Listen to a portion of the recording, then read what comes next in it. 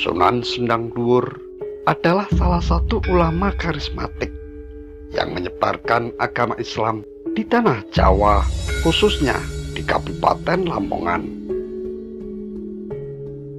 Beliau memiliki nama asli Raden Nur Rahmat dan dilahirkan pada tahun 1320 Masehi, yang merupakan putra Abdul Qohar bin Malik bin Sultan Abu Yazid dari Baghdad. Diriwayatkan ayahnya yakni Abdul Qohar sampai ke Pulau Jawa karena perahunya mengalami masalah dan terdampar di wilayah Sedayu Lawas, Lamongan, sehingga akhirnya menetap di daerah tersebut. Abdul Qohar sangat pandai berinteraksi dengan masyarakat sekitar Sedayu Lawas dan akhirnya menikahi Dewi Sukarsih, anak Tumenggung Joyo Sasmitra, penguasa Sedayu. Akhirnya Abdul Qohar dengan Dewi Sukarsih dikaruniai seorang anak laki-laki. Anak itu tidak lain adalah Raden Nur Rahmat. Oleh ayahnya, Nur Rahmat dididik secara Islami dan dididik ilmu kadigdayaan sehingga mewarisi kecakapan dan kehebatan ayahnya. Dikisahkan terjadilah peperangan hebat antara kerajaan Sedayu Lawas dengan kerajaan Ronggolawe Tuban. Saat peperangan itu, Syekh Abdul Qohar tengah pulang ke Baghdad. Lalu Dewi Sukarsih membawa Raden Nur Rahmat hijrah meninggalkan Sedayu Lawas. Kemudian Raden Nur Rahmat muda juga mulai berguru kepada Sunan Ampel dan beberapa tokoh agama lainnya. Seiring waktu, Raden Nur Rahmat tiba di wilayah Sendang Dhuwur. Dari sinilah dimulai kisah Sunan Sendang Dhuwur. Walau masyarakat pada zaman itu mayoritas beragama Hindu, tapi hal ini bukan penghalang bagi Raden Nur Rahmat untuk menyebarkan ajaran Islam. Lalu Raden Nur Rahmat mulai menyebarkan agama Islam sambil mengajak masyarakat menanam pohon lontar atau pohon siwalan. Dari situ Raden Nur Rahmat menyisipkan ajaran kebenaran. Salah satu cerita mengenai karomah Raden Nur Rahmat adalah ketika menghukum dua pencuri yang mengambil padi di lumbung miliknya. Sunan Sendang Dhuwur yang sedang melakukan salat tahajud mengetahui ada pencuri yang mengendap-endap akan mencuri di lumbung padi miliknya. Dua pencuri itu tidak sadar jika Sunan Sendang Dhuwur menatap mereka dari kejauhan. Mereka keluar dari lumbung, namun saat membawa beras itu, kian lama mereka merasa kian berat dan semakin berat. Dua pencuri itu nampak keberatan dan lalu terjatuh. Mereka penasaran dan membuka karung yang dibawanya. Ternyata isinya adalah ular yang sangat banyak. Dua pencuri itu lalu menjerit ketakutan. Mendengar teriakan suara minta tolong, warga pun lalu berdatangan mengepung keduanya. Warga nyaris menghakimi keduanya karena ternyata dalam pengamatan warga, apa yang dibawa keduanya adalah beras. Namun kedua pencuri itu ngotot bahwa beras itu adalah ular. Bahkan mereka sudah tergigit. Kemudian muncullah Sunan Sendang Dhuwur. Sunan Sendang Dhuwur lalu meminta warga supaya sabar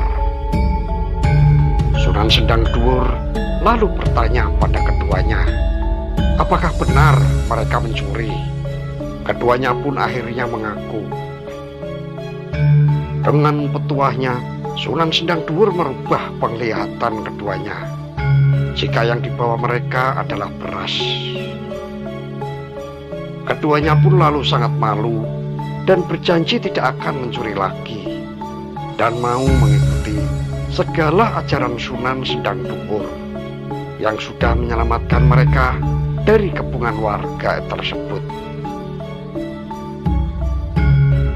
Berita mengenai kesaktian Raden Nur Rahmat sampai ke Sunan Derajat,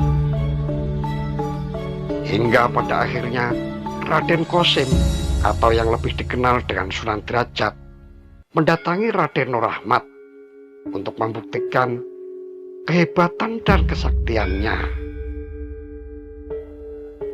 Kemudian dalam perjalanannya Sunan Derajat bertemu dengan Raden Nur Rahmat. Lalu Sunan Derajat menyuruh kepada pembantunya menggali ubi jalar untuk dibakar. Ubi tersebut berhasil digali dan ternyata ubi tersebut besar. Lalu dipotong menjadi dua. Rencananya separuh untuk dibakar, separuhnya untuk dibawa pulang. Namun oleh Raden Rahmat, ubi tersebut diminta dimasukkan kembali ke lubang asalnya. Kemudian disuruh mencabutnya kembali. Ternyata ubi itu separuhnya matang dan separuhnya lagi masih mentah. Sunan Derajat terkejut sampai nafasnya turun naik, atau dalam bahasa Jawa menggeh-menggeh. Dari kata menggeh-menggeh itu, lalu hutan atau tanah tersebut oleh Sunan Derajat disebut Sumenggeh, yang kemudian berubah menjadi Sumenggah. Cerita karomah Raden Nur Rahmat yang lainnya yaitu ketika Sunan Derajat mau meminum air nira di halaman rumah Raden Nur Rahmat. Lalu sang Sunan menghampiri sebuah pohon lontar yang sangat besar. Kemudian batangnya ditepuk 3 kali. Ajaibnya, legen atau air nira itu dan seluruh buah siwalan jatuh, tidak ada yang tersisa. Raden Nur Rahmat mengatakan bahwa cara seperti itu akan membawa kerugian pada anak cucunya nanti, sebab mereka tidak memperoleh bagian apa-apa nantinya. Raden Nur Rahmat kemudian mengusap pohon yang besar itu 3 kali. Dengan izin Gusti Allah, buah siwalan yang tadi terjatuh kembali berada di pohon seperti semula. Lalu pohon itu merunduk tepat di hadapan Sunan Derajat. Raden Nur Rahmat mempersilahkan mengambil mana yang diinginkan. Setelah itu, pohon itu kembali tegak. Setelah menyaksikan dan yakin akan ketinggian ilmu Raden Nur Rahmat, Sunan Derajat memberinya gelar Sunan. Dan nama tempat tinggalnya diberi nama Sendang. Sehingga Raden Nur Rahmat bergelar Sunan Sendang Dhuwur. Setelah mendapat gelar Sunan, Raden Nur Rahmat berharap bisa mendirikan masjid di desa Sendang Dhuwur. Karena tidak mempunyai kayu, Sunan Derajat menyampaikan masalah ini kepada Sunan Kalijogo. Maka Sunan Kalijogo pun berpesan, cobalah sampean datang dan minta tolong pada Ratu Kalinyamat di Jepara,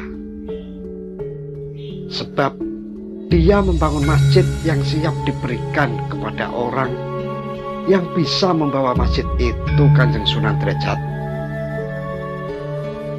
Ratu Kalinyamat merupakan putri Sultan Trenggono, Sultan Demak Bintoro.